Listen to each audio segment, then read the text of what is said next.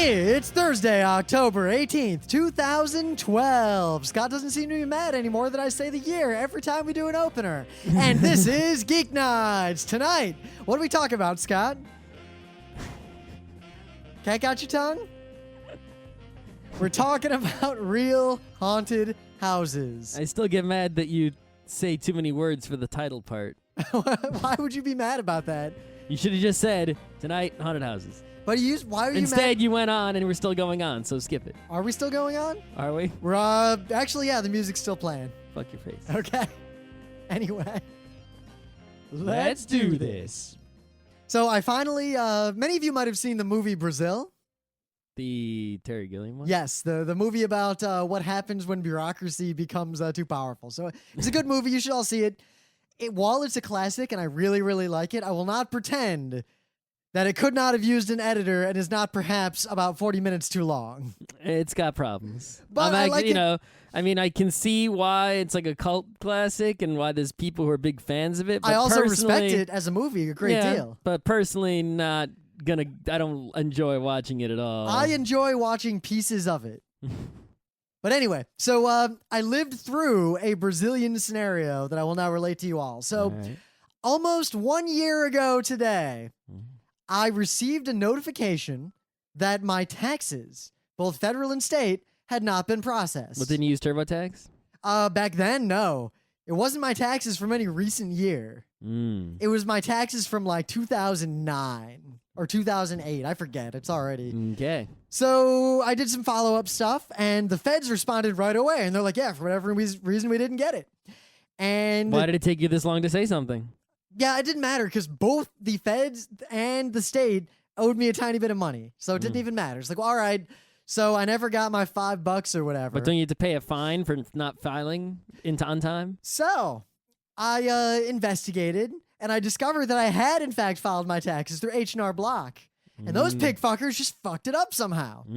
So I called them, and they start to help me, and they're like, wait a minute. It looks like you used a free e-file. I was like, yes. They're like, we don't support those. They hung up on me. So all I had was the receipt showing that I had paid them to do my state return, which they also didn't support because I did it as part of a free e-file or whatever. Right. And I had the email receipt stating that I had in fact done my taxes. So I put that in an email and I sent it back to the feds like I did file them. Here's the evidence I have. No response. Okay. So maybe, I don't know, a week before taxes were due for this current year, I got 2 letters. One from the feds that were like, you've got to file these taxes. You never filed them. They basically ignored the letter I sent. Of course. And the state sent me a similar letter. So I refiled my federal taxes by hand. From 2009? So I dug up all my old fucking documents and I calculated everything and I sent the 1040 and all that business. And several months later, I got a response back that said, all good, you're set, everything was fine. From the state or the feds? Feds. Okay. So New York State. New York State, woo!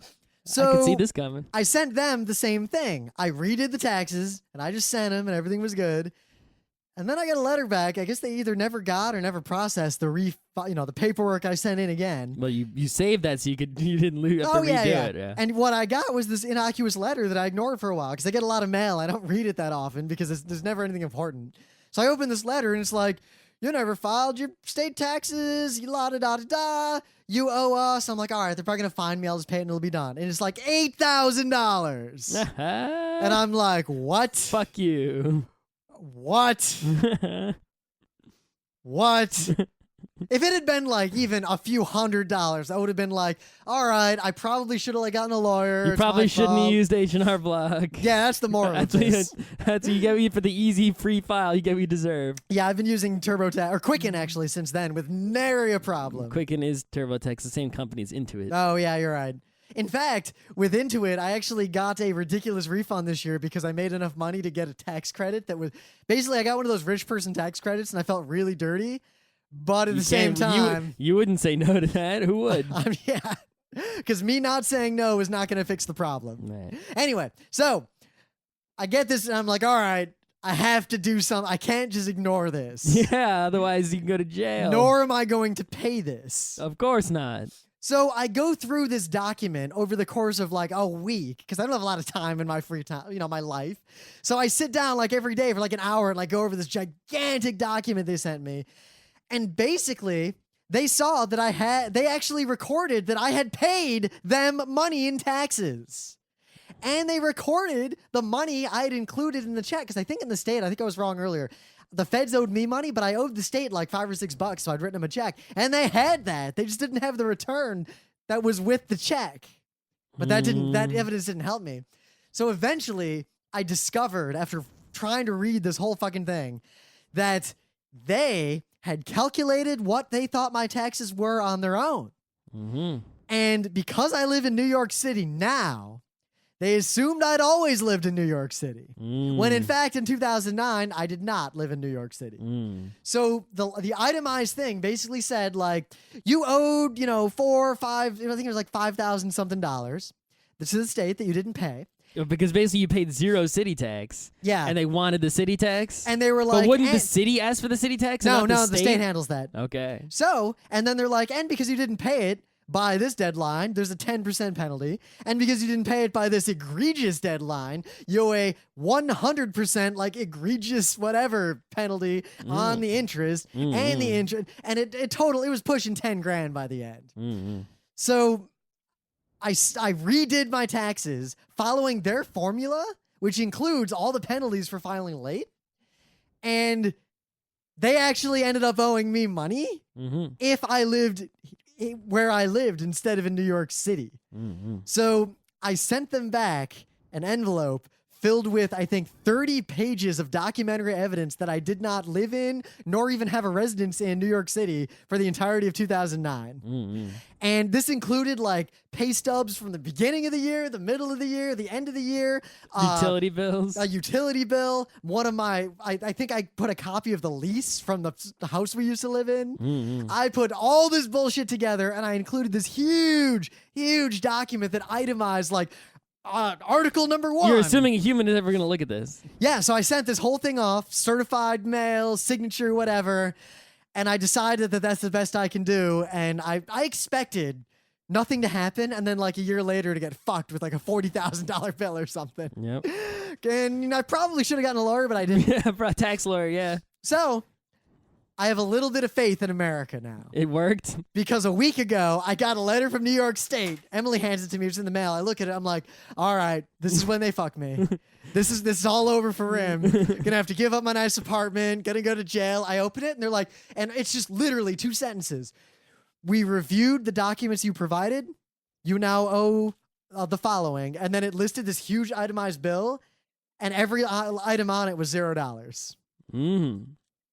So here's the open question. That $0 bill has a due date. Yep. Should I send a check for $0 or Yes, just send nothing? You should send a check for $0. But I think I came out on top, so I feel like it worked out. Okay. The moral: don't fucking use H&R Block for anything. They will fuck you. Why would you do that? Don't use any of those things. It's the same thing. It's like, don't download the shady ass software. Don't do your taxes at the shady ass tax place. Dude, it was 2009. I didn't even make that much money back then. I'm just saying. Anyway, that's your open event. Well, actually, according to the forum, I did make a ton of money back then, but that's a separate thread.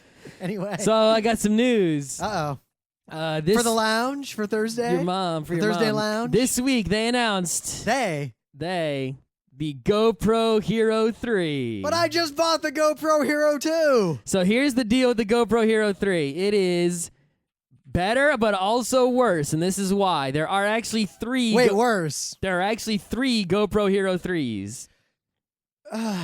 There is the white edition, which is $200. It's so cheap, right? The white edition, right, has, it can do sort of the same thing as the GoPro Hero 2, right? At 1080p at 30 frames per second, 960p at 30, all right. 720p at 60, right? But it has Wi-Fi built in. You don't need a pack.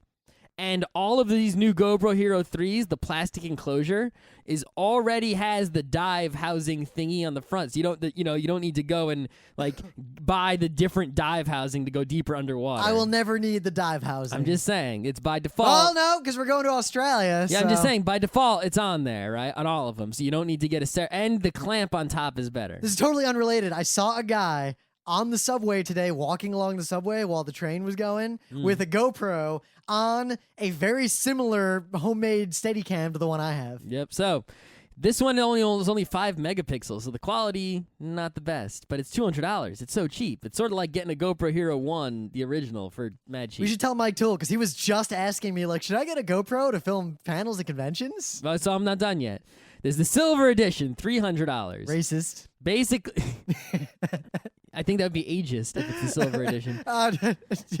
It's basically the same thing as the white edition. Well, so only it's $100 more, but but it's 11 megapixels. Oh, so it's better. It's slightly better. It's basically the Hero 2, only slightly better because again the housing is it. But is wait, better, you said there's something bad, and the Wi-Fi built in. You said there's something bad. What was bad? You said you implied that there was something not all great about the new GoPro. That's true. You know what the bad thing about the silver edition is? It costs like $800. It's not the black edition, which is the best edition. Okay, racist. The black edition is $400. It is 12 megapixels, and check this. It has the Wi-Fi built in. It comes with a chamois. The Wi-Fi remote control, so you don't even need to touch it to like turn it on and off, right? You can buy the remote. I really wanted that for the GoPro too, but it was too much money for how little I used the thing. Right, you can buy the remote separately for the other ones, but this one comes with the remote, and the remote is $80 on its own. So if you think about it, the black edition is really only $20 more than the silver edition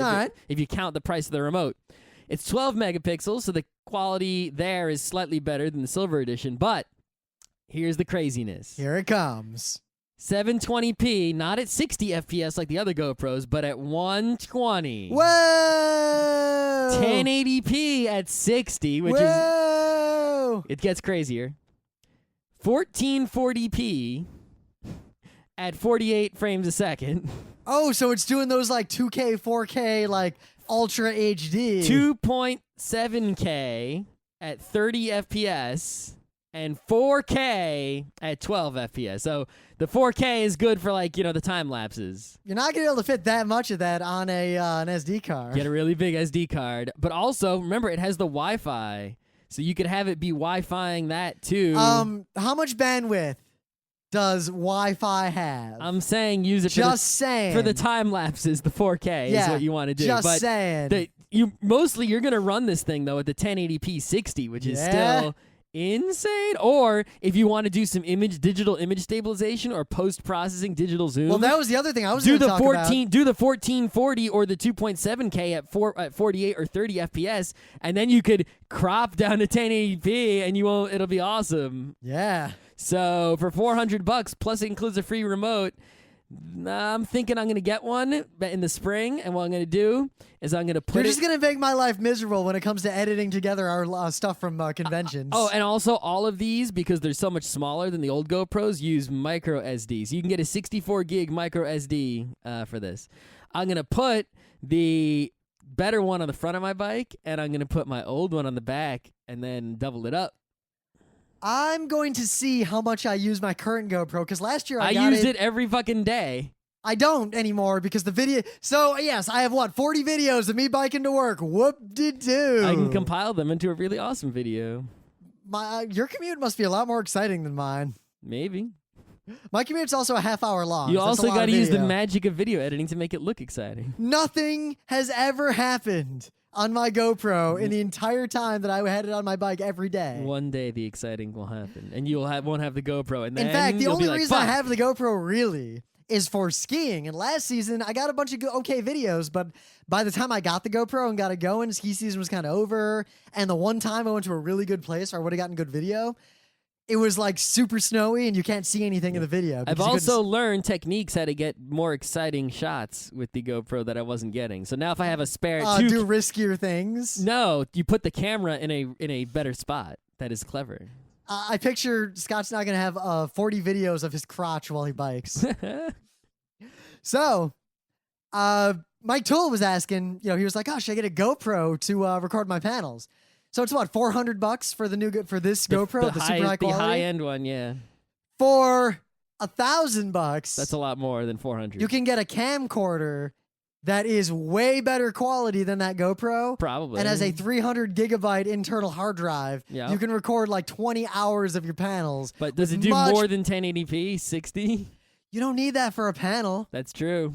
1080p 60 is plenty for 2 doofuses or 1 doofus up on a stage talking. It's true. Also, the GoPro's low light performance is probably not nearly as good as a dedicated camera. The Black Edition, the high-end $400 one, has better low light performance. Every camera ever says it has better low light performance than all previous cameras. This does not say better. It says Pro low light performance. So it's Pro, which means as good as Ro, who is Pro. Ro is in fact a pro. Don't we only ever call people pros pejoratively? Yes. So, I have a question for you, Scott. When you said that on the silver GoPro that was ageist, were you making a joke because old people have silver hair, or because the symbol for silver is AG? Which joke were you making? Both jokes. I don't think you were making both jokes. You don't think so? No, I don't. How do you not know? I got a hunch. A hunch? Because you're old? So Silvery? This is something Scott and I talk about a lot on our own whenever it comes up, because we actually have different opinions on it.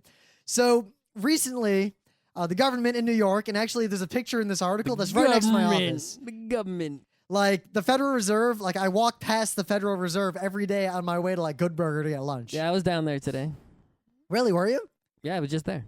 Because I was over there twice today, both for work stuff and for other work stuff. I in a was different there building. because I was going to 30 Broad Street, so I was very close. 30 Broad. I've been in that building before for work stuff. Yep.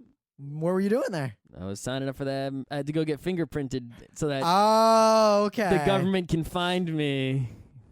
Now I really can't commit any crimes. Yeah. Because now I'm in a database.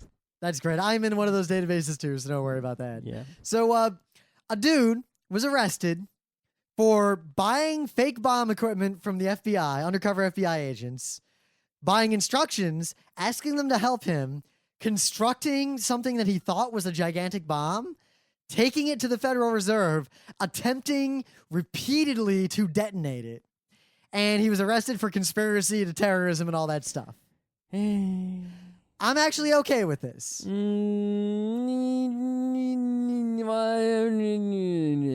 mean, obviously. Now, here's my rationale. Obviously, dude was pushing the button. He wanted to blow stuff up. He's a crazy dude. Now, not only that, before we even get to the low-level argument, he's guilty of something. let's make the philosophical argument first. If there's a person in a free society where there's free speech who merely by being given the opportunity will pretty much immediately attempt to commit mass murder, you could argue that the FBI in this case is basically acting as an antibody, provoking a response from a virus to then isolate and destroy it for the betterment of all society. Not a bad analogy. So I like that analogy. You're winning me over with the analogy. I'm just saying I'm okay with that on a philosophical level. However, I will agree right now that lupus exists, and that we do not want it to turn into the autoimmune situation where someone who actually wasn't a danger is tricked or coerced into doing something like this. All right, here, let me hit you with my analogy, right? All right. Crazy guy wants to kill someone. Okay. Right? He has a mentality of wanting to kill. Bad guy. No question, right? There's clearly no question about this guy either, right? Goes to the store to buy a weapon, right? All right.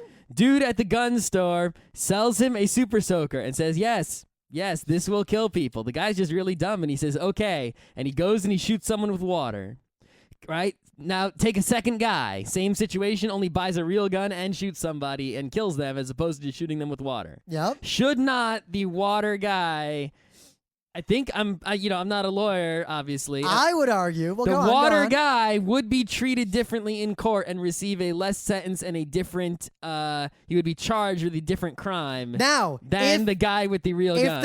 If the gun shop sold him something that looked and felt, for all intents and purposes, to be a real gun, but was actually a squirt gun, then he would probably be charged with attempted murder. Because he did attempt to murder, he was just incompetent. No, but he didn't actually. No, attempted murder. He didn't murder. They can't charge him with murder. That's clear. And they're not charging this guy with bombing. That's true. They're charging him with attempted bombing and conspiracy to bomb. But if then... Which he did commit, both of those things. I know, but it's... Conspiracy to do something does not require you to actually do it. If you do it, you also get charged with doing it. I know. Now, I just feel like this, you know, if the FBI had not, you know, set up this, you know, antibody sting, what would this guy have done? Probably nothing. So, this is the interesting part. That's why I brought up because the high-level argument of philosophy and pragmatism and everything, there's an interesting debate to be had there. Was it entrapment of some kind? I don't know the legal No, definition I have of the entrapment. whole Don't come sequence. after me, please. I have the whole sequence of what happened here. But on the high level we were just talking about, there's a good argument to be had. And I can see both cases. My final counter argument before we move on to the details of this dude and what you're about to bring up is that how should I approach this? I got a couple of ways I could argue. All right, so Charles Manson, right? Yep. Didn't actually murder anyone. That's true. Bunch of stupid people were tricked, basically convinced to murder on his behalf. But he told people to do something and they did it. It's the same thing as Al Capone didn't kill anyone, did he? Right? But he told people to kill people. So Charles Manson is equally guilty to Al Capone, which is very, very bad. But Al Capone was only guilty of tax evasion. That's all they could pin him on just because he was good at hiding evidence. Imagine if they could actually, you know, if the evidence that Al Capone told people to kill people was readily available, he would have been locked up like Charles Manson. You can argue that the people who killed for Al Capone were just shitty people doing their shitty mob bullshit. I think the difference between Al Capone and Charles Manson was that Al Capone paid the people to do the killing, whereas Charles Manson just convinced them. But the people Charles Manson convinced were also charged with murder and arrested. Yes. And many of them were Al pretty Capone's crazy. people were all hitmen, and they also would have gone to jail. And Could you not did. argue that we cannot eliminate the Charles Mansons before we identify them? And people like that are usually clever enough to avoid detection. Well, the Al Capone was, that's for sure. But simultaneously, the people who would commit the crimes on their behalf, who are less intelligent and who are susceptible to these sorts of memes, are equally dangerous to society because it's very easy to get them to do bad things. A smart person could use them to murder by proxy. So should they not also be in some way either deactivated in terms of their willingness to go murder or somehow segregated from society? But if the bad people, you know, out there, I understand your pragmatic viewpoint, but if there's probably plenty of people around the world, you know, and who are those kind of susceptible people who simply have not encountered the Charles Manson, Al Capone, because those are actually very rare. So, and those people are living their lives perfectly happily and innocently because they have been lucky enough not to encounter But at the same time, they are ticking time bombs. Would our society not be stronger if, in addition to trying to stop bad people, we did something to make the average person less susceptible to that, thereby being stronger as a species? But you are now taking out these people who would have been innocent. Is that fair? Who says taking out? There's other ways to approach that. What are you going to do with them? So you have some system. We don't know what the system is. What if you have a system that identifies a person who is likely... You identify a person who would kill if they met a Charles Manson, but they have not yet met one, and there is not one in the area. So maybe... What do you do with that person? Maybe you set up a system where those people are approached by social workers to see, like, maybe to help them out, to make them more, some sort of, like, voluntary program. Oh, well, that's different than tricking them into killing people and faking and becoming a Charles Manson, tricking them into not actually killing someone and locking them up. So this particular dude, apparently came to America specifically to be a terrorist and was dedicating his entire life How did he get in, then? Toward this. Well, they let him in because they were following him. They'd been spying on him, and he came. Why didn't they just get him at the border?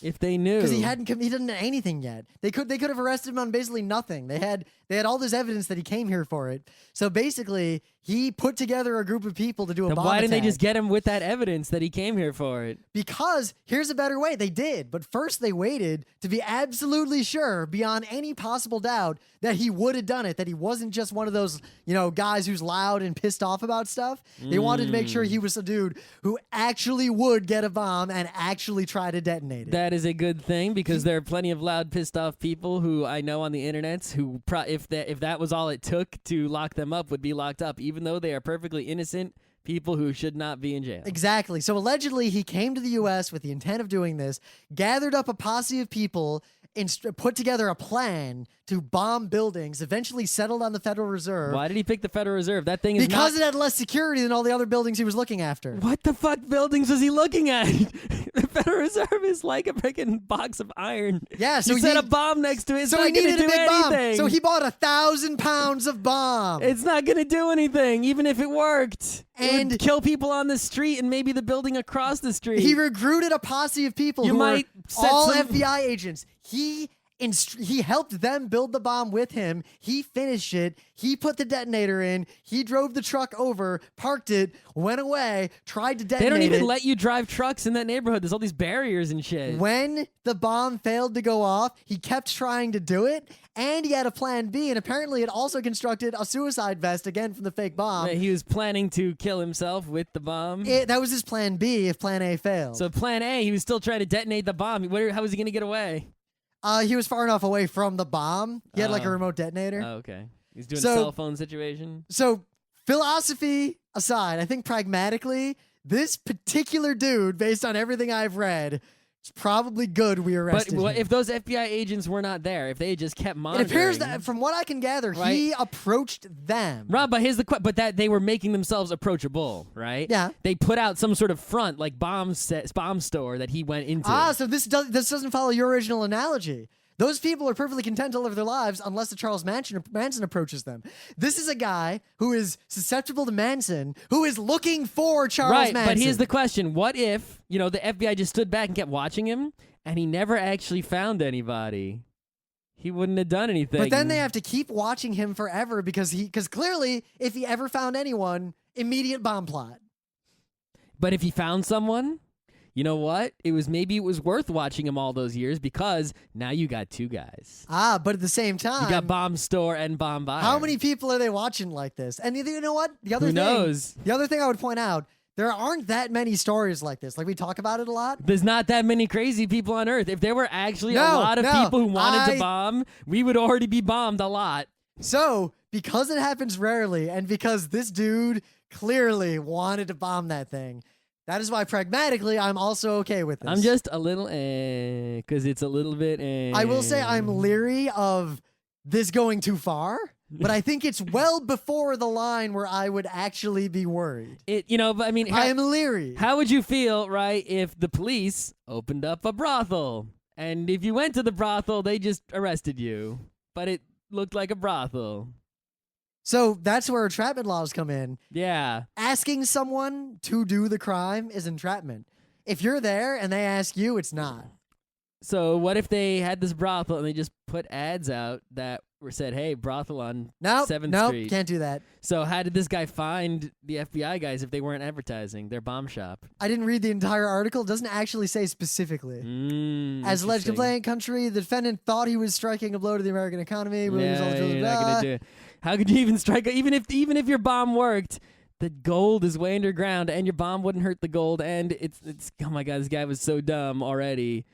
No, he's smart in one regard. Any bomb attack anywhere would put America into a shitstorm. It of would cause a bullshit. shitstorm, yeah, but it wouldn't do anything to the Federal Reserve or. He clearly knew that, but knew that a terror attack on anything would have the same effect. Then why was he going after something with low security? Because low security means Federal easier Reserve to pull does not off. have low security. Yeah, it does. Go for like someone's house. Compared to or his a other town, targets. a town hall in some town. Besides, Scott, when I was a kid, a house blew up in my neighborhood, straight up. So Gas? if gas leak. No one was home. So No, it was not a terrorist. anyway.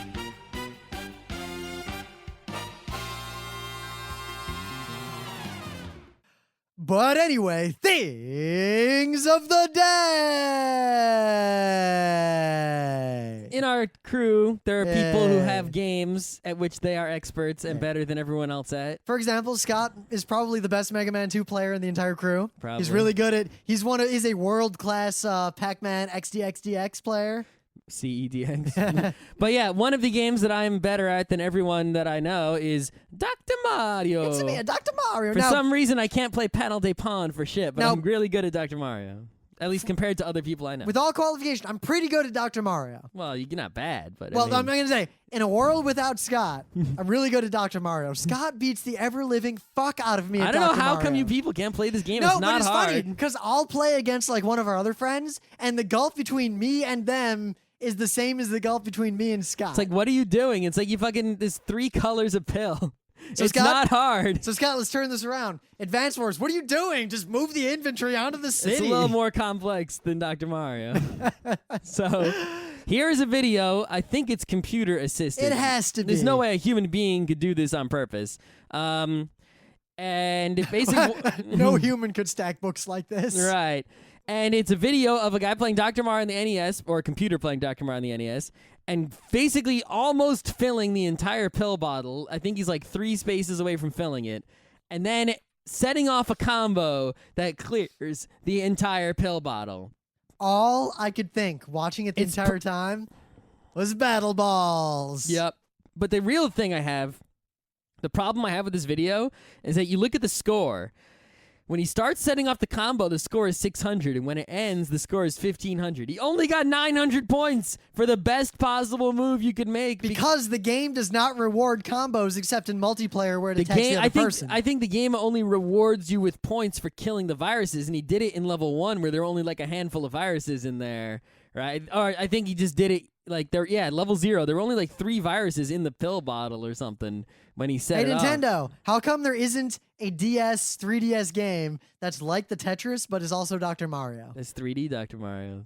That might be terrible. Remember Weltris? 3D things like that are never good. But you got to rotate the pill bottle and get the pills in there. That would be a terrible game that you would hate and never play. The pills you got like a plus shaped pill, but it's a 3D plus that's got 2 pieces going through the middle, and you got L-shaped ones, and you got to spin them around. Okay. Yeah, it sounds pretty horrible. That's bad. But this is pretty epic to watch. It'd be like if someone was playing Tetris and had a long piece that was as long as the whole Tetris. Just boom! That's what this is. So Line piece. Right. So, all right, I guess I should do my thing of the day, too. Yeah, you should. So, probably my favorite thing in The Simpsons is Groundskeeper Willie. Ugh. And this is a small compilation. It's not really the best of Groundskeeper Willie because he has some other really good moments. How long is this video? Pretty short, actually. How many minutes? It's not like a minute and a half. 1 minute. That's Willie's time. It's not every Willie. It's not all the best Willie, but it covers the full breadth of Willie. Rim is a connoisseur of Willie. And I gotta say, I get a lot. Willie being penises. The reason I like Gravity Falls is that the background characters feel very Simpsons-esque. Okay. They're being used the same way. I feel like this family is They're somehow getting related used like your Willie. to Willie's family. Anyway. Willie jokes. Insert here. All right. That's all you're thinking today? That's my thing of the day. Meta Moment time. Book Club book is The Name of the Wind by Patrick Rothfuss. I'm 17% of the way through it. I have finished reading it. It's pretty good. It's a young adult novel as far as I'm concerned. Very light reading. Read it. It's a book club book. You should so read far, it no matter I what like it is. but the main character, a little bit of a Mary Sue. Just saying. Well, what fantasy book? It's fantasy book. It's not a... The Prince of Nothing, at no point do I think, man, I really want to be so-and-so.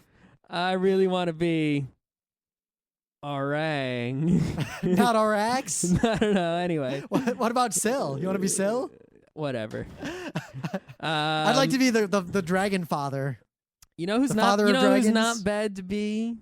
The priest guy. You don't remember any of their names, do you? You mean the Holy Shreya? Yeah. Mythonet. That's right. I knew it was M. You're not bad being him. Yeah, things don't go well for him, though. I'm just saying, it's not the worst job. Okay. So. I'd rather be Confus. Any other meta moments we got? So, not this weekend, but next weekend. Burning Con. Burning Con. It's too late to join Burning Con if you're not already in on it. It's going to be a pretty great time, but if you're not already in on it, then there's nothing I can say to you.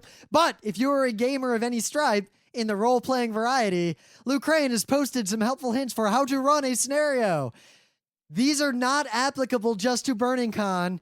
These should be your Bible, your commandments. For any RPG, any one-shot RPG at any con should follow these commandments. And also, you should follow us on the internet and all the internet places because you listen to this show. So why don't you follow us on Twitter or Facebook or our forum or our newsletter or iTunes or et cetera, et cetera, et cetera. Why don't you? You should. Forums full of flame wars right now. YouTube or our YouTube's our rocking. fucking website, frontrecruiter.com. Lots of YouTube. Yeah. Come on. So when I was a really little kid, I went to a haunted house at a local high school. And I remember very distinctly that it was this big maze. And when you first go up to it, there are 2 doors and you pick one. And me and my dad went. One was terror and one was death. Mm-hmm. I think they both led to the same place, but I wasn't sure because they did not immediately lead to the same place. No. And I chose terror and immediately regretted it. And to this day, I wonder what was behind death. Should have gone back in for a second try. And this was actually one of the best haunted houses I ever did in my entire life. Uh-huh. You know why? You know what it was? It was just a maze filling an entire high school gym of just black walls and a black ceiling, very dimly lit. Mm-hmm. And it was just a maze. And there were sounds and stuff going on around, and the lighting was kind of different in all these different places. It was a difficult and long maze. And you always hear someone like following you. And you'd see their shadow, but they'd never, at no point. Didn't you run into other people who were normal people? No, in the they maze? sent you in one tiny group at a time. Uh-huh. And you'd never actually see any other person in the maze, but you'd hear them and you'd like see them like just around the corner, like there'd be someone there, but there'd be no one there when you got there. You never at no point did anyone go boo. Mm-hmm. And I got to tell you, about 3/4 of the way through, I was so ready for someone to yell boo that was actually making me nervous. That was the best haunted house I ever went to, and nothing else has ever even come close. That is definitely better than a lot of haunted houses I have seen and heard in my life, but it is not amazing. Nah, well, it is amazing compared to most haunted houses. That is true, because most haunted houses are shit. They're awful, and it's usually just walk through a place, it's dark, there's a bunch of stuff with like neon lights and, ultraviolet black light action, and then there's like skeletons and vampires, and then there's a few people who work there that jump out and go boo, and stuff like that, and stuff that pops out of the walls and goes boo, and things that you can't see but they feel real nasty, like spaghetti, and it feels like, worms or all that kind of nonsense, and then, maybe wacky mirrors and other things to surprise you, and that's it. Then you get out. So I remember once when I was a little older, I was in like middle school, I think, maybe late elementary school. I went to Florida with my family, and we heard there was this really awesome haunted house called like the Terror on Church Street. So it was expensive, so we went to it. And it wasn't really that scary, but the people with me flipped the fuck out because the production values were extremely high and the actors were really good. Well, and it's the sets, expensive, it better be. and the sets were amazing. But it's still just the same as all the other. Yeah, but it was more, while it wasn't going to scare me, it was very well done. It was almost that's like the Disney haunted house, right? The haunted mansion. You go in there, and it's like you're not scared of anything in the fucking haunted mansion. But no, you know what? They have so many be. effects in there, and all these. It's like a work of art almost. It's like you're going through this living painting that has a haunted theme to it. You will be. And it's so awesome. You want to do it like 4 or 5 times just to see all the stuff they got. When I was a little kid, I was riding that with my brother, and I started telling him that a kid died in there because the ride broke and it crushed him, and that you could still see the bloodstains. And I think I scared him.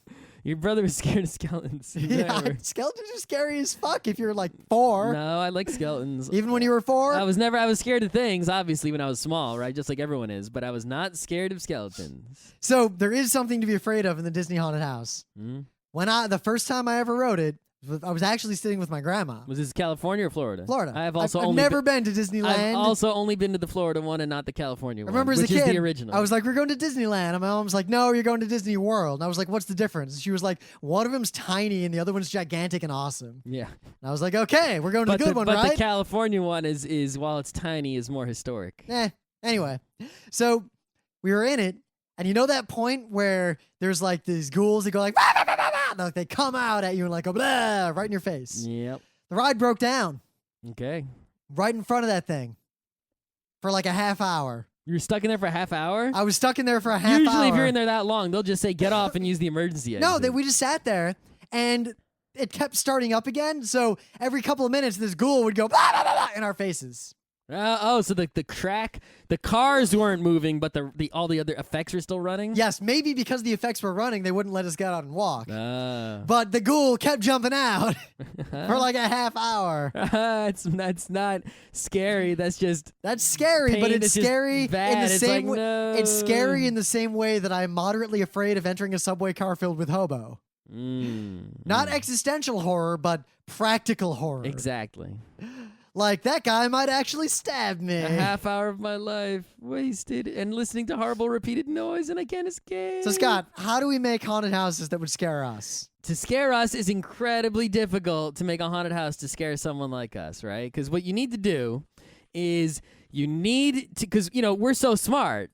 Not that we're geniuses, right? But we're smart enough to know there's no such thing as actual ghosts. There's no such thing as actual monsters. We know that no one in the haunted house is actually going to hurt us, right? We are in no real danger at any time. Things like, Well, you know what? It's imagery. like roller coasters. I enjoy the roller coaster is still enjoyable because the sensations of 0G and flipping upside down are pleasurable in and of themselves. Yes. But most people I know scream on the roller coaster and actually get scared. And my hobby in middle school was to be doing something weird and nonchalant when the picture was taken. Yeah, you should get a cup of tea and a mustache. Once I had a piece of Monocle. cardboard and I had newspaper taped around him. So I unfolded this big newspaper and just reading it. Nice. One of them I took my seatbelt off and stood up. One of them I'm not doing that. Except unless maybe the kiddie coaster. Anyway. It was on the Magnum XL 200. So here's I've tried to think of like what would it take to make a haunted house that could actually scare someone like me, and I came up with the parameters, and then I came up with only one example that met the parameters, right? All right. So the parameters are. You really have to, you have to go farther, obviously, than normal haunted houses are going to go. Perhaps beyond legality, beyond waiver area. Well, there is that haunted house you have to sign a waiver for in New York City. Okay, well, I heard about that. And I heard about that, too, so I wrote a review. Basically, they sexually assault you and waterboard you. Yeah, all I knew about it originally was, hey, there's a haunted house. It's supposed to be actually, crazy adults, sign a waiver, pay a lot of money. That's all I knew about it. And knowing only those facts, I thought, maybe that's good, but I'm not paying for it. And then I heard later, they actually just hurt you.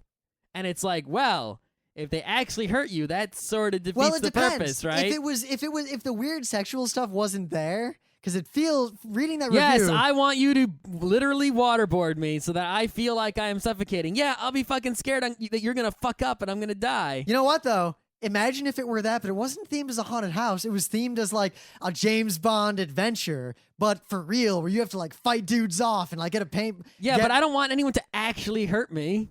Why would I want to actually be hurt? Well, it doesn't physically hurt you. It's just terrifying. If somebody's fucking suffocating you, or whipping you, or tying. Yeah, but that would be an interesting experience. You can sign up for that. I would. It's like Penn Jillette when he said famously that. Yeah, if you're into that, they have those. No, but he said famously that when he finally does die, he wants to die in lingering, excruciating pain. Because if you're going to die anyway, a man who has a large dungeon in his house. He'd at least like to know what that feels like. But then he qualified it by saying, "But not anytime soon, you fucking sickos." Yeah, I'm planning to go out doing all kinds of drugs to know what they feel like. Because the side effects and permanent harm of the drugs won't matter if I'm going to die soon anyway. I read that article about how bath salts basically cause permanent brain damage. Yeah, you don't want bath salts. Anyway. Let's not talk about that. So, what would it take? Hey, wait! There's a haunted house. You drug people with LSD on the way in. Sure. Here's how you actually make the haunted house. Here's the parameters, right? What you need to do is you need to make it. You can't fool anyone with special effects like us, right? It has to be actual effects. I would argue there could be special effects that could fool me.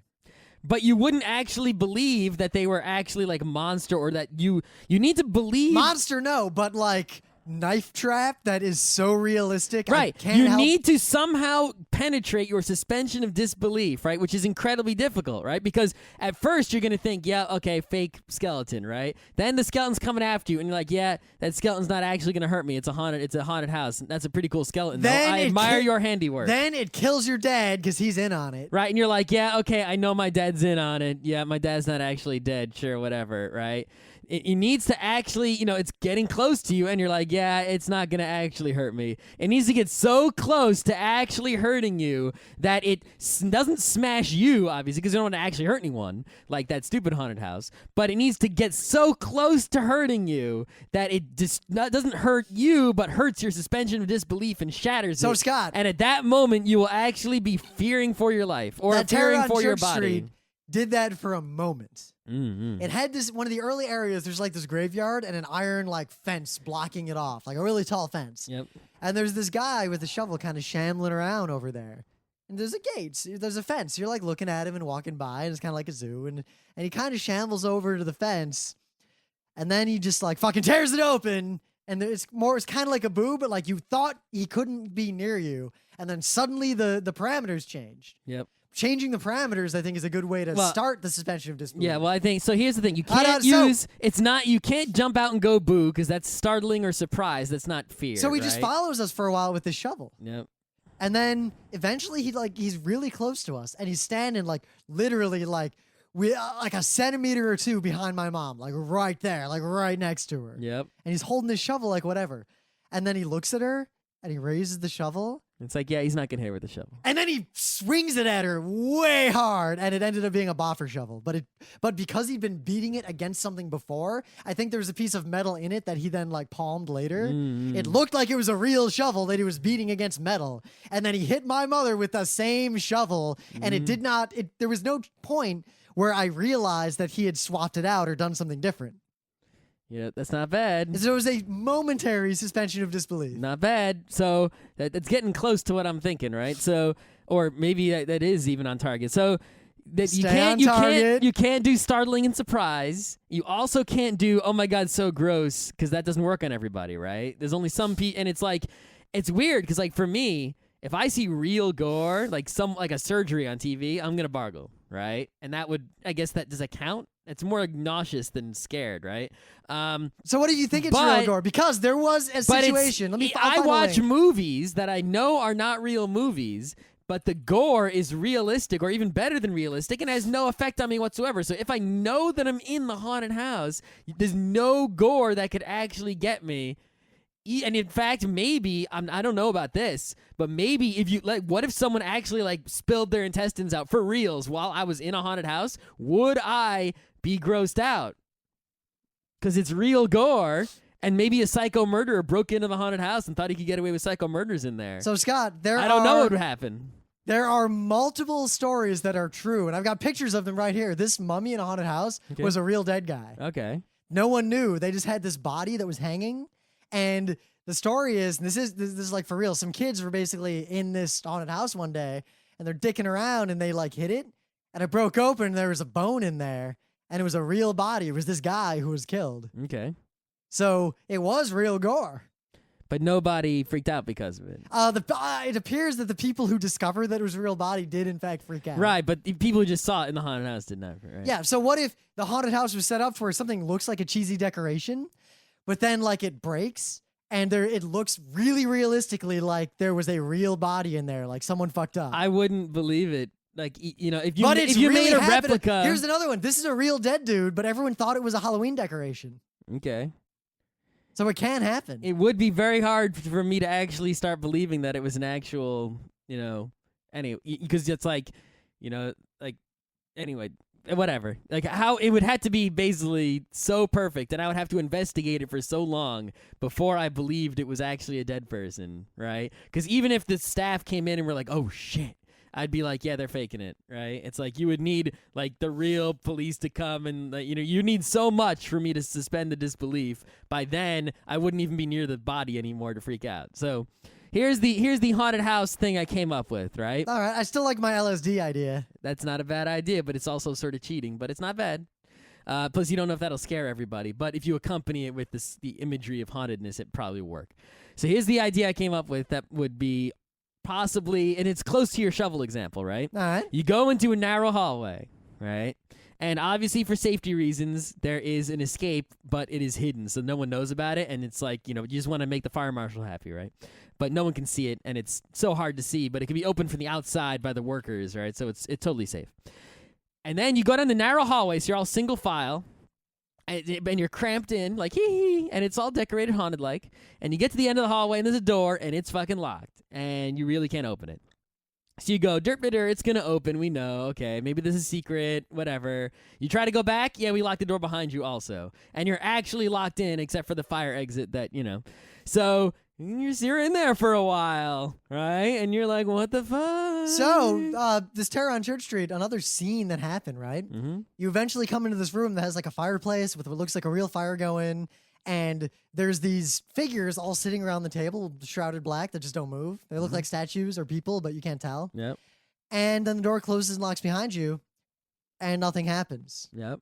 For many minutes. Yep. You got to have someone watching the people in there because there's going to be the different stages. Yeah, so Scott, you know what the reality is? All the people sitting around the table weren't dummies. Of course not. But they still didn't move at all. Good job. So we're sitting there and we're sitting there and we're sitting there and we're sitting there and nothing I would have happens. investigated them though, right? Yeah, we did. So we started investigating, and once someone goes over to the table, and as soon as they get really close, they all stand up and turn, and they all simultaneously point toward the fireplace. Yeah, I'd be like, yeah, okay, I know that you're all people. So what? All right. That wouldn't work. So continue. So you're Stay on trapped in this thing, and everyone's watching, right? The staff are watching to follow you through the stages of horror of being locked in for reals, right? Or mostly for reals. As far as you can't get out, you look for secret exits. You'd can't have to make find it like any. I would almost. You try to yours. bash down the doors on either end; they don't open. No, I do. The yours. lights go out, and there's barely any lighting, and you just actually can't get out. I would do yours like the power had gone out and like the employees were gone or something too. Yeah, because then you know that's bullshit. Not necessarily. That's bullshit. I would assume right away that was bullshit. You had to leave me locked in there for quite a while before, like the point where you're actually worried, right? And then what you do is you come in with the like spikes. The ceiling opens up and spikes come down, right? And it's like, okay, yeah. Haha, those are going to stop before they actually hurt anybody, right? Everyone knows that. You're not going to actually, impale me on a spike ceiling that's coming down like freaking trash compactor in Star Wars, right? Or you could even do the walls squishing in also. And it's like, yeah, those are going to stop, right? And, we'll just stand here in the middle and then whatever, right? But then they keep coming and they keep coming. And it's like, okay, they're going to stop real soon. But now you're like forced to actually lie on the ground because they're going to keep coming. And it's like, oh, Jesus Christ, they are really letting these things go farther than they would. And then, like, they're actually sort of poking you, but you're not actually stabbed, right? They're just sort of poking you, and you're like, yeah. To the point where you're actually you got to keep it going. Can't actually stab anyone with the spikes, but you got to get it to the point where they're worried. And then at the last second, instead of, it stops or it pulls back or there's squishy spikes or anything like that, you got to do something else. And my idea that I came up with was spikes are coming down from the ceiling. You're basically lying on the floor, sucking in your gut, and then the floor opens and you fall, right? So you're actually falling. Now, you obviously can't make people fall too far because they'll get hurt, and you can't make them fall onto something dangerous because they will get hurt. You don't want to do that. That's not cool. You might as well go to the haunted house with the waterboarding if you're going to do that, right? But while you're falling, a surprise, you are actually falling now, your body will go, and now you might think that's a startling kind of cheating. It is. It is. So but the thing is, immediately after the startling part comes, you use that to basically, that's not the thing itself. What it is the disabling and distraction of the mind so that the fear can come in without time to process the doubt. And what you see is when you look down, there would be while you're still falling in that, mere moments, there would be an illusion of some kind so that you look like you're going to fall onto deadly spikes below. And, you might think, yeah, those are fake, but you don't have time to think that when you're falling like that. Now, I think a lower And then, of phi, course, it's just an illusion and you fall into something soft and go, ah. A lower phi way to do that would be to do a That is obviously very high fi. would be to do a blindfolded haunted house.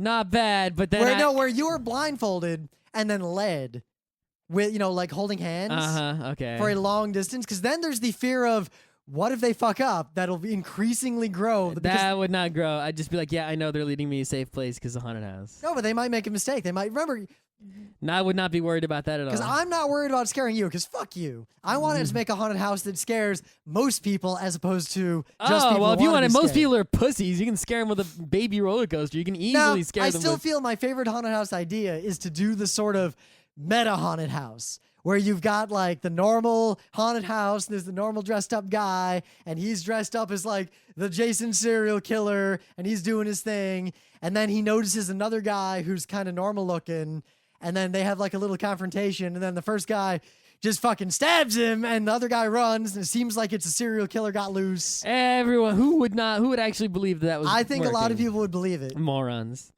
That's how people roll.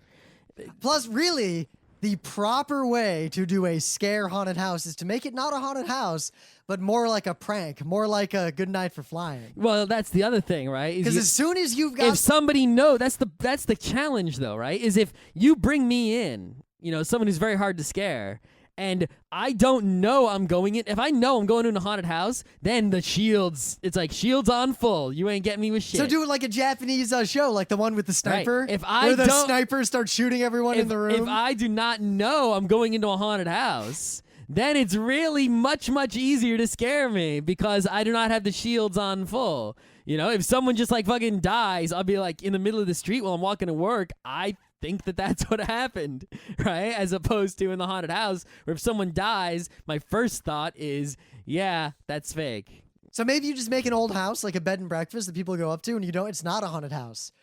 But you just run a haunted house, like spooky shit happens, for the people who don't realize it's a haunted house. Yeah, they just think they're staying in a bed and breakfast legit.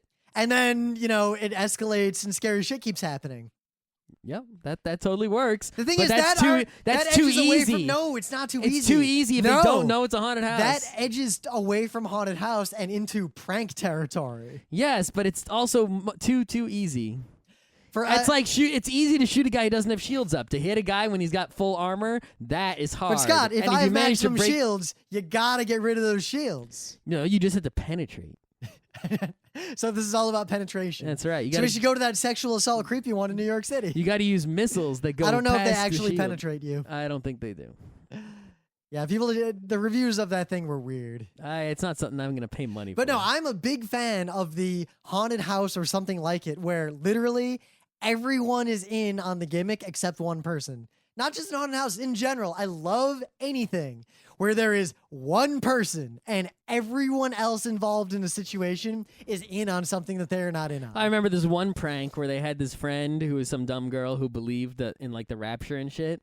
And then like she went to the bathroom and they all left their stuff behind and she thought the rapture had happened. That's that kind of thing. My that'll favorite work. one But of that's only those- worked on a really dumb person. But the good night for flying would work on anyone because it combined that is- hi-fi special effects, That's true. artful, an artful setup, good acting, and everyone sticking to the part. Mm-hmm. And the person didn't know they were going to a haunted But house. then here's the problem. Even if you do that in a situation where it is a haunted house, like say it's a haunted house, like a whole bunch of friends go, but actually ahead of time, all but one friend is in on some elaborate plot.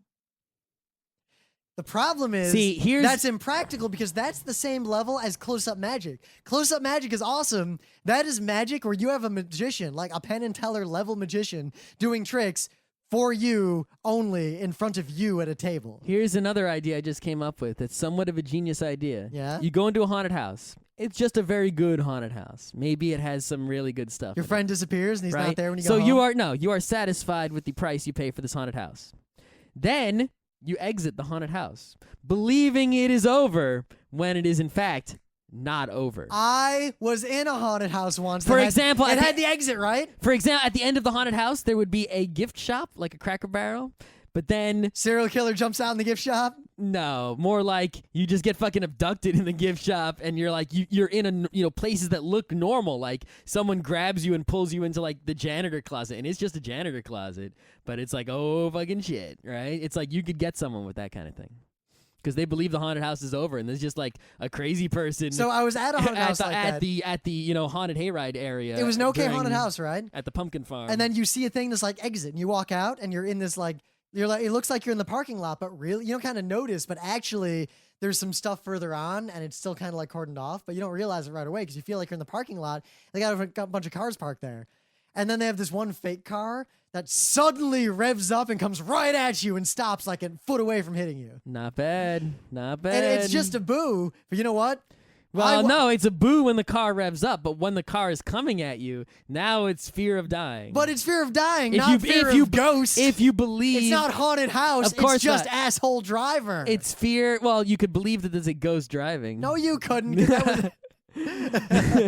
If you were dumb, but no, but you could, you would actually have real fear if you actually thought the car was going to hit you and you didn't say, it's going to stop short. So here's what you do. At the end, there's a gift shop, right? Yep. You get to the gift shop, and there's a bunch of people laying like dead, covered in blood, in what looks like the gift shop, and stuff's all fucked up. Uh-huh. And then a bunch of cops bust in with guns and point them at you and start screaming at everyone to get on the ground, and then make you lay on the ground while they investigate this grisly murder for like 5 minutes. Here's another way to do it. Imagine this scenario, right? Yeah, I'm listening. So you go to a farm on Halloween at night, and it's got a pumpkin patch, and it's got the corn maze, and it's got all the apple cider donuts. It's got all this stuff, right? There is no haunted house there. Maybe there's a corny haunted hayride that kind of sucks, right? And that's, you're just hanging out with the family at the nice haunted fall activity, right? But then, see, you don't have any thought that you're in a haunted house. You're just standing in line for fucking cider donuts, right? Because that's the longest line. And you got your apple cider, you're sipping it, right? But then, actually, the whole thing is a haunted event. You just don't know. And there was no way for you to expect that to be. And then the shit goes down on the whole place at the same time, right? And as long as it's done in a way that's believable. So if you go full on, because remember, Penn and Teller, one of their big things, I just keep bringing it up lately, it seems like the right time, is that they always make this point that their magic really works because nobody really believes that someone would put forth that much effort. Exactly. And the answer is yes, they put forth that much effort. You had to put Would someone really practice crawling through a tube like that? Yes. So you just have to put that much effort into that giant event. All right, so that giant event. You would scare all the people at once. That giant event. Everyone at the event except you, maybe the people who paid ticket, maybe 20 people there aren't in on it. Everyone else there is in on it. No, I think it's better to just be like the entire town, staff and the police are in on it, and maybe in the fire department. No, I'm talking but none of the people who paid to be there. I'm talking like zombies break out, but you start to realize that the hundreds and hundreds of people here are all acting like zombies. It's too many. You want to get... The thing is, if you put that much effort, you could find a way to scare most of the people and not actually have to have all the people in on it. You could just bring in, outside people. I know. I just really dig. And then you could do people in on it. You could do really cool stuff like fucking the place is fucking on fire and you're trapped inside and the fire department's coming and you think it's a real fire and... But then again, it's not a haunted house. Go set the fire. That's why I think the best haunted houses would be ones that aren't advertised as such. However, you know what that leads to? An episode of Unsolved Mysteries about the haunted bed and breakfast. George Washington stayed here and his ghost talked to me. So maybe that's it. Maybe we need to take the next level. We need to go to all the beds and breakfasts and places like that, and you plant the seed, like in Will He Run? Here's another great idea. And then you just have the ghost of George Washington talk to someone and never fess up to it. Now that guy, Scott, thinks he saw a ghost. I have an idea that might land you in trouble, but it will absolutely work every time. One time I saw a ghost. This is the idea I just came up with 2 seconds ago. All right. Reverse haunted house. We just go to a bed and breakfast and we haunt the fuck out of the people who own it. Or we go to a regular boring ass haunted hayride as customers, but we just haunt the fuck out of the people who work there. Right? Because it's like they're just some guy standing in a costume who jumps out and goes boo every 10 minutes. Okay, so this is a haunted hayride? So we can sneak scare onto that the property, guy. and I'm dressed up as like a skeleton monster, and I just come up behind the guy who's working the boo factory and just tap him on the shoulder. We can totally scare the fuck out of those people real easy, right? Or, we go to a haunted cheesy Frankenstein house in Niagara Falls and scare the fuck out of the people working Scott, there. That has a secondary effect. So say the hayride's going coming to up. jail for... No. So the hayride's coming up, right? The boo factory guy comes out to do his boo, and the kids go, ah, and the adults go, ha, ha, ha. And then me in my skeleton costume taps him on the shoulder, and he goes, ah, and runs away. A percentage of the people who went, ha, ha, before now go, ah. Yep. So now I have upped the ante on everyone, especially if I then disappear. And since you do not work for the place, you get up there and actually, fuck with the people serious, No, you don't even have to. Then you disappear, destroy the costume, and just leave. That way, there's this rumor, like the one guy's like, this fucking skeleton monster came out. Who was dressed up as that? And now you've scared them all in the meta because they're all like, there was no one in a costume like that. Haha, you must just have been seeing things. But in the back of their mind, they're all like, eh. Or, you could do, right? The best imagine the haunted hayride is going along, right? And there's the people working it are doing their thing. But you and me are hiding in the woods. We snuck onto the property, right? Yep. I got like a Jason thing going on, and like I hatchet you to death and you bleed all over the fucking die, right? Yep. But then, the people working the haunted hayride, we make sure they see it. So they're like, what the fuck? That's not part of our haunted hayride. Whoa. Yeah. And they come over to investigate, but by then, both of us are gone. But they swear to fucking God they saw it. Exactly. Now, and we are fucking hidden. We get like camo and we hide under like, a sheet of leaves. Now, Scott, there you're talking. A leaf blanket. Here's why that is great. Look at the normal person who shrieks and actually gets like startled and scared at even basic haunted houses. They're okay at the end because you know what they get? They get closure. There is eventually an exit where they say, the context has changed, kind of like how when humans walk through doors, they forget stuff. Yep. The experience is over. If you do a meta thing like that with no closure, even if it's a minor thing, like it's the same as Good Night for Flying. They're second guessing what they actually saw. They start thinking, did I really see that? I remember seeing it, but no one else saw it. There's no evidence. And now they're weirded out, but they never get closure because you just went back home. Yeah, we had like a blanket covered in leaves, and we hide under it until no one's there, and then we bolt. If you do that every year at like one town's like haunted hayride, at the same place at the same time, eventually the workers at that haunted hayride are actually afraid of ghosts. No, but they'll be camping out for you. No, they won't. At that spot. No, you do something different and fucked up every year. And then one year you don't do anything. You need to simultaneously make sure it matches some local legend or spread a legend to match. Yeah, now we're talking. So, Geeknights listeners, you know what to do. You're under 18, you're not going to go to jail. That's right. This has been Geek Nights with Rim and Scott. Special thanks to DJ Pretzel for the opening music, Kat Lee for web design, and Brando K for the logos. Be sure to visit our website at frontrowcrew.com for show notes, discussion, news, and more. Remember, Geek Nights is not one, but 4 different shows. Sci-Tech Mondays, Gaming Tuesdays, Anime Comic Wednesdays, and Indiscriminate Thursdays. Geeknights is distributed under a Creative Commons Attribution 3.0 license. Geeknights is recorded live with no studio and no audience. But unlike those other late shows, it's actually recorded at night.